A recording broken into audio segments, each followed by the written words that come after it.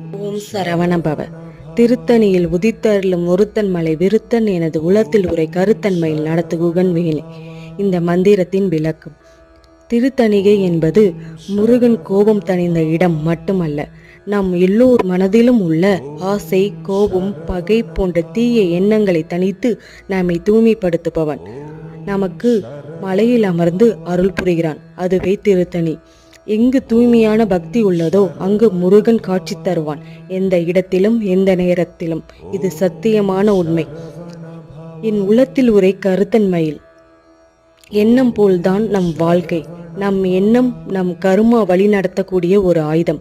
அந்த கருமாவை தூய்மைப்படுத்தி நம்மை நல்வழியில் நம் வாழ்க்கையை வழிநடத்துபவன் நம் முருகன். மயில் நடத்துகுகன் வேலை. நம் மனம் என்னும் குகையில் உள்ள முருகனை மயில் உணர்த்தி நம் முருகன் சாட்சியாக வேல் இருக்கும். ஓம் சரவணபவ.